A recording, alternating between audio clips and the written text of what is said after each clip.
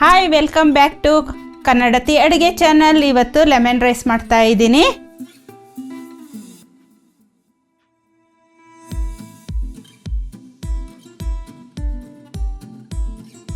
Super ಆಗಿರುತ್ತೆ. ನಾನು ಮಾಡೋ ಅಂಥ ಲೆಮನ್ ರೈಸು ಒಂಚೂರು ಡಿಫ್ರೆಂಟ್ ಆಗಿರುತ್ತೆ. ಯಾಕೆ ಗೊತ್ತಾ, ಎಲ್ಲರೂ ರೈಸ್ ಮಾಡ್ಕೊಂಡ್ಬಿಟ್ಟು ಒಗ್ಗರಣೆಗೆ ಲಿಂಬೆಹಣ್ಣು ಹಾಕ್ತಾರೆ. ಬಟ್ ನಾನು ಹಾಗೆ ಮಾಡಲ್ಲ. ಅನ್ನನ ಮಾಡ್ಕೊಂಡ್ಬಿಟ್ಟು ತಣ್ಣಗಾದ್ಮೇಲೆ ಲಿಂಬೆಹಣ್ಣು, ಕೊತ್ತಂಬರಿ, ಕಾಯಿ ತುರಿ ಎಲ್ಲ ಹಾಕ್ಕೊಳ್ತೀನಿ. ಸೂಪರಾಗಿ ಬರುತ್ತೆ. ಲಿಂಬೆಹಣ್ಣು ಅಕಸ್ಮಾತು ಒಗ್ಗರಣೆಗೆ ಹಾಕಿದ್ರೆ ಪಾಯ್ಸನ್ ಆಗುತ್ತೆ ಅಂತ ಹೇಳ್ತಾರೆ. ಸೊ ಅದಕ್ಕೋಸ್ಕರ ನಾನೇನು ಮಾಡ್ತೀನಿ, ಒಂಚೂರು ಫ್ರೈ ಆಗೋಕ್ಕೆ ಮುಂಚೆ ಎಲ್ಲನೂ ಕಲಿಸ್ಕೊಂಡ್ಬಿಡ್ತೀನಿ. ಇವಾಗ ಬಾಣಲಿ ಬಿಸಿಯಾಗಿದೆ, ಎಣ್ಣೆ ಹಾಕ್ಕೊಳ್ತೀನಿ. ಕಡಲೆ ಬೀಜನೂ ಅಷ್ಟೇ ಹುರಿದು ತೆಗೆದಿಟ್ಕೊಳ್ತೀನಿ. ಬೇಕು ಅಂದರಿಗೆ ಮಾತ್ರ ಹಾಕ್ಕೊಡ್ತೀನಿ, ಇಲ್ಲ ಅಂತ ಹೇಳಿದ್ರೆ ಹಾಗೇ ಬಿಟ್ಬಿಡ್ತೀನಿ.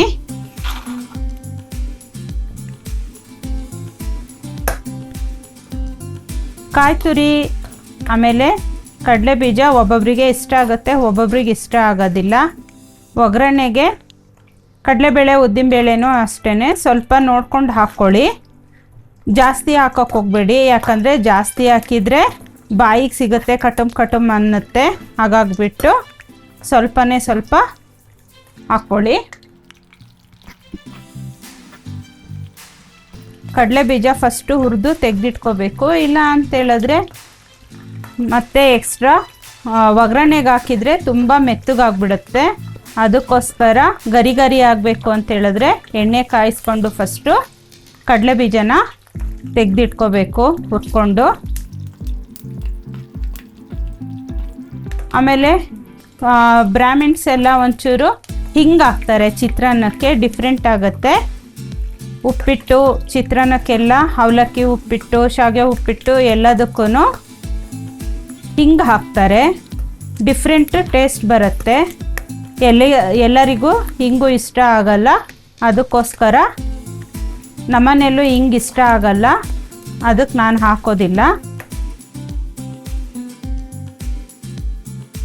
ಆಪ್ಷನ್ಸ್, ಬೇಕು ಅಂದರೆ ಹಾಕ್ಕೋಬೋದು, ಇಲ್ಲ ಅಂದರೆ ಬಿಡ್ಬೋದು. ಚಾನಲ್ನ ಹೀಗೆ ನೋಡ್ತಾ ಇರಿ, ಹೊಸ ಹೊಸ ಅಡುಗೆನ ಮಾಡ್ತಾ ಇರ್ತೀನಿ. ಮಾಡೋ ಅಡುಗೆದ್ರಲ್ಲೇ ಒಂಚೂರು ಡಿಫ್ರೆಂಟಾಗಿರುತ್ತೆ. ಇವಾಗ ಸಾಸಿವೆ ಹಾಕ್ಕೊಳ್ಳೋಣ.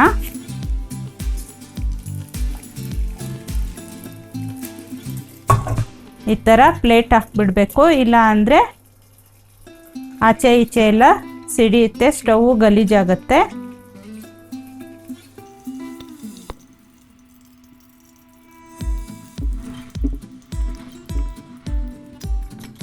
ಕಡಲೆಬೇಳೆ ಹಾಕ್ತಾ ಇದ್ದೀನಿ, ಉದ್ದಿನಬೇಳೆ. ತುಂಬ ಅಕಸ್ಮಾತು ಎಣ್ಣೆ ಬಿಸಿ ಆಯಿತು ಅಂತ ಹೇಳಿದ್ರೆ ಸ್ಟವ್ನ ಆಫ್ ಮಾಡ್ಕೊಂಬಿಡಿ. ಜೀರಿಗೆ, ಮೆಣಸಿನ್ಕಾಯಿ,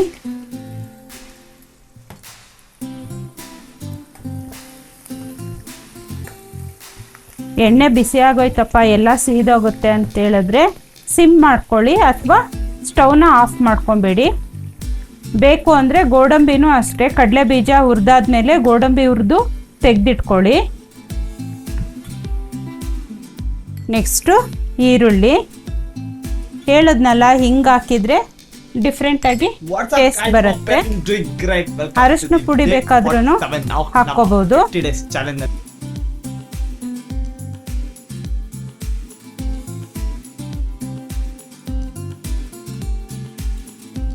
ಖಾರ ತುಂಬ ಆಗುತ್ತೆ ಅಂತ ಹೇಳಿದ್ರೆ ಹಸಿರು ಮೆಣಸಿನ್ಕಾಯಿ ಹಾಕ್ಬೇಕಾದ್ರೂ ಒಂಚೂರು ನೋಡ್ಕೊಂಡು ಹಾಕ್ಕೊಳ್ಳಿ. ಒಂದೊಂದು ಮೆಣಸಿನ್ಕಾಯಿ ಖಾರ ಇರುತ್ತೆ, ಒಂದೊಂದು ಕಮ್ಮಿ ಇರುತ್ತೆ. ಉಪ್ಪನ್ನ ತರದ್ ಮರ್ತ್ಬಿಟ್ಟಿದ್ದೆ ನಾನು. ರುಚಿಗೆ ತಕ್ಕಷ್ಟು ಉಪ್ಪು ಹಾಕ್ಕೊಳ್ಳಿ. ಎಷ್ಟು ರೈಸ್ ಮಾಡ್ತೀರಾ ಅದ್ರ ಮೇಲೆ ಡಿಪೆಂಡು. ಸಾಲ್ಟು ನಮ್ಮನೇಲಿ ಕೇಳ್ತೀನಿ, ಎಲ್ಲೋ ಕಲರ್ ಏನು ಚಿಕನ್ ಇದ್ದಾಗ ಕೇಳ್ತಾ ಇದ್ದೆ ಯೆಲ್ಲೋ ಕಲರ್ ಚಿತ್ರಾನ್ನ ಬೇಕೋ ವೈಟ್ ಕಲರ್ ಚಿತ್ರಾನ್ನ ಬೇಕೋ ಅಂತೇಳಿ. ಒಂದೊಂದ್ಸತಿ ವೈಟ್ ಚಿತ್ರಾನ್ನ ಅನ್ನೋನು, ಒಂದೊಂದ್ಸತಿ ಯೆಲ್ಲೋ ಕಲರ್ ಚಿತ್ರಾನ್ನ ಅನ್ನೋನು.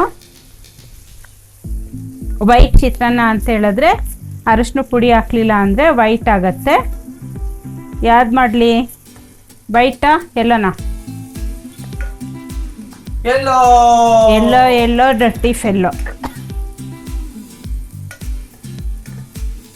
ಈರುಳ್ಳಿ ಫ್ರೈ ಆಗಬೇಕು ಚೆನ್ನಾಗಿ, ಇಲ್ಲ ಅಂತ ಹೇಳಿದ್ರೆ ಹಸಿ ವಾಸನೆ ಹೊಡೆಯುತ್ತೆ. ಹೊಸ್ದಾಗಿ ಕರೆಂಟ್ ಸ್ಟೌವಲ್ಲಿ ಮಾಡೋಕ್ಕೆ ಒಂಚೂರು ಹಿಂಸೆ ಆಗುತ್ತೆ, ಅಭ್ಯಾಸ ಮಾಡ್ಕೋಬೇಕು. ಏನಪ್ಪ ಅಂದರೆ ಎಲ್ಲ ಥರ ಪಾತ್ರೆಗಳು ಇಡ್ಬೋದು, ಆ ಥರ ಸ್ಟವ್ ಬಂದಿದೆ. ಮೊದಲೆಲ್ಲ ಅದಕ್ಕೇ ತಗೋಬೇಕಾಗಿತ್ತು, ಕಾಪರ್ ಬಾಟಮ್ ಇರೋದು ಅಥವಾ ಎಲೆಕ್ಟ್ರಿಕ್ ಸ್ಟೌವಿಗೆ ಬರೋದು, ಆ ಥರ ತಗೋಬೇಕಾಗಿತ್ತು. ಈರುಳ್ಳಿ ಚೆನ್ನಾಗಿ ಫ್ರೈ ಆಗಬೇಕು. ಹೇಳಿದ್ನಲ್ಲ, ಲಿಂಬೆ ಹಣ್ಣಿನ ರಸನ ಅನ್ನಕ್ಕೆ ಹಾಕ್ಕೋಬೇಕು, ಇಲ್ಲ ಅಂತ ಹೇಳಿದ್ರೆ ಪಾಯ್ಸನ್ ಆಗುತ್ತೆ ಒಗ್ಗರಣೆಗೆ ಹಾಕಿದರೆ.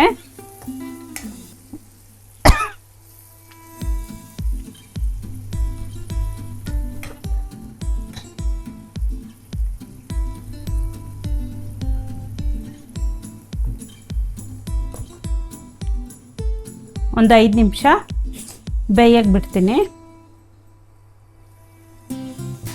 ಕರಿಬೇವು ಅಷ್ಟೇ, ಮೆಣಸಿನ್ಕಾಯಿ ಈರುಳ್ಳಿ ಜೊತೆ ಹಾಕಬೇಡಿ, ಸಪ್ರೇಟಾಗಿ ಹಾಕ್ಕೊಳ್ಳಿ,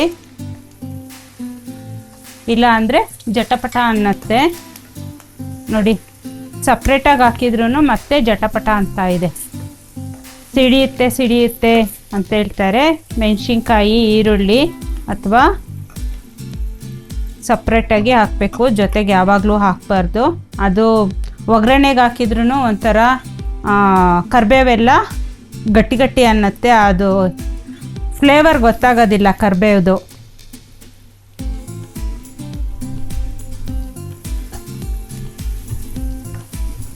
ಮಾಡೋ ಅಡುಗೆನಲ್ಲೇ ಒಂಚೂರು ಡಿಫ್ರೆಂಟಾಗಿ ಮಾಡಿದ್ರೆ ಎಲ್ಲರೂ ಖುಷಿಯಿಂದ ತಿನ್ಕೊಳ್ತಾರೆ.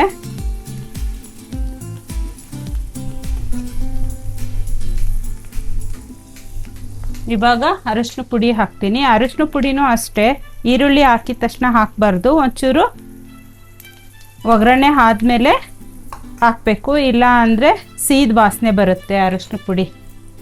ಸೊ ಅದಕ್ಕೋಸ್ಕರ ಆಮೇಲೆ ಹಾಕಬೇಕು, ಅದು ಫ್ಲೇವರೇ ಬೇರೆ ಬರುತ್ತೆ.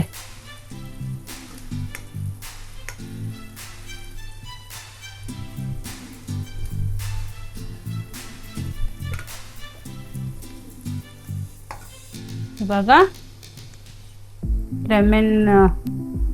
ಲಿಂಬೆಹಣ್ಣು ರಸನ ಅನ್ನಕ್ಕೆ ಹಾಕ್ಕೊಂಡಿದ್ದೀನಿ.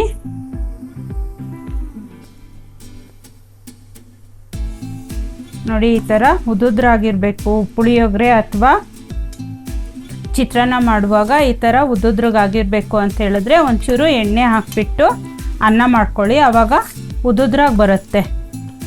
ಏನು ಸಪ್ರೇಟಾಗಿ ಏನಿಲ್ಲ, ಮನೇಲಿ ಅಡುಗೆ ಎಣ್ಣೆ ಇದ್ದೇ ಇರುತ್ತೆ. ತುಪ್ಪ ತಿನ್ನೋರಾದರೆ ಒಂಚೂರು ತುಪ್ಪ ಹಾಕ್ಕೊಳ್ಳಿ, ಚಿತ್ರಾನ್ನಕ್ಕೆ ತುಂಬ ಚೆನ್ನಾಗಿ ಅನಿಸುತ್ತೆ.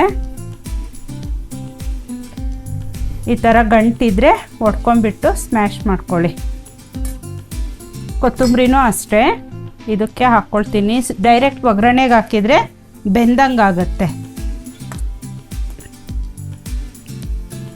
ಕಾಯಿ ತುರಿ ಒಗ್ಗರಣೆಗೆ ಹಾಕ್ತಾಯಿದ್ದೀನಿ.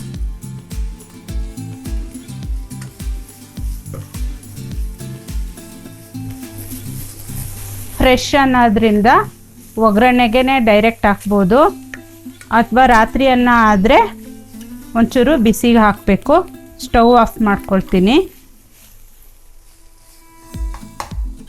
ಇವಾಗ ಅನ್ನನ ಕಲಿಸ್ಕೊಳ್ಳೋಣ.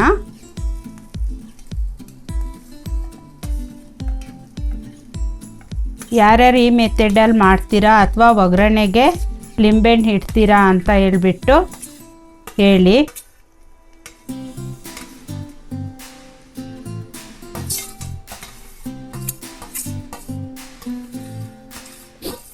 ಯಾವುದೇ ಪದಾರ್ಥ ಮನೇಲಿದ್ರೂ ಮಾಡೋಕ್ಕೆ ಒಂಚೂರು ಐಡಿಯಾ ಮಾಡಿ ಮಾಡಬೇಕು. ಮೊನ್ನೆ ಕಡಲೆಕಾಳು ತೊಗರಿಬೇಳೆ ಹಾಕಿಬಿಟ್ಟು ಬಸ್ಸಾರು ಮಾಡಿದ್ದೆ, ತುಂಬ ಚೆನ್ನಾಗಿ ಬಂದಿತ್ತು ಟೇಸ್ಟು.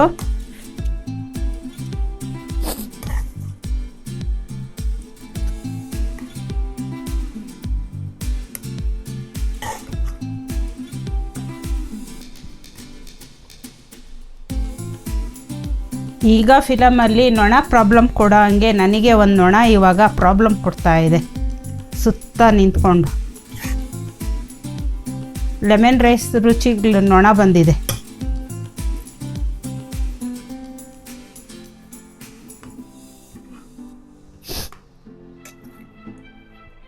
ಅನ್ನ ಬೇಗ ಮಾಡಿದ್ರಿಂದ ಒಂಚೂರು ಗಂಟಾಗಿದೆ.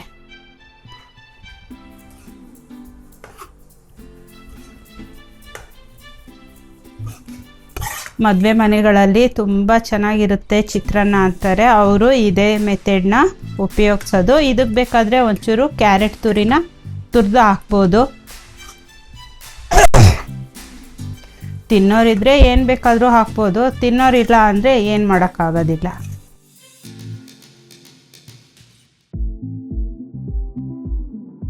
ಇವಾಗ ನಮ್ಮ ಚಿತ್ರಾನ್ನ ರೆಡಿ.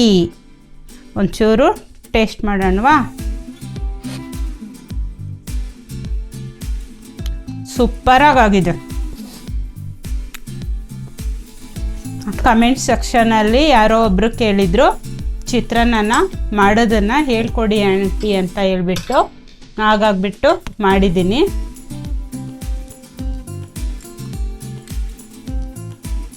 ಸರ್ವ್ ಮಾಡಬೇಕಾದ್ರೆ ಇವಾಗ ನಮ್ಮ ಮನೇಲಿ ಕಡಲೆ ಬೀಜ ತಿನ್ನಲ್ಲ, ಒಬ್ಬೊಬ್ಬರು ಮನೇಲಿ ಕಡಲೆ ಬೀಜ ತಿನ್ನಲ್ಲ, ಅಲ್ಲಿಗೆ ಸಿಗೋಗುತ್ತೆ, ಇಲ್ಲ ಅಂದರೆ ಇಷ್ಟ ಆಗಲ್ಲ ಅಂತ. ಸೊ ಅದಕ್ಕೆ ನಾನೇನು ಮಾಡ್ತೀನಿ, ಈ ಥರ ಡಿಸೈನಾಗಿ ಮಾಡಿಬಿಟ್ಟು ಮೇಲ್ಗಡೆ ಕಡಲೆ ಬೀಜನ ಹಾಕ್ಬಿಟ್ಟು ಕೊಡ್ತೀನಿ.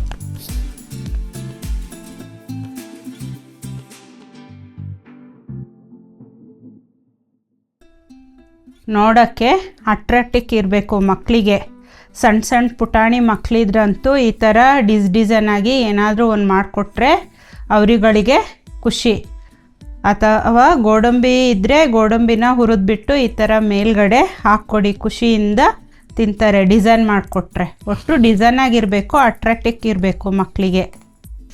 ಎಲ್ಲ ಲೈಕ್ ಮಾಡಿ, ಶೇರ್ ಮಾಡಿ, ಕಮೆಂಟ್ಸ್ ಕೊಡಿ, ನೋಡೋಣ ಎಷ್ಟು ಬೇಗ ಎಷ್ಟು ಜನ ಸಬ್ಸ್ಕ್ರೈಬ್ ಆಗ್ತೀರಾ ಅಂತ ಹೇಳಿಬಿಟ್ಟು ನಾಳೆ ಇನ್ನೊಂದು ವಿಶೇಷ ಅಡುಗೆಯೊಂದಿಗೆ ಸಿಗೋಣ.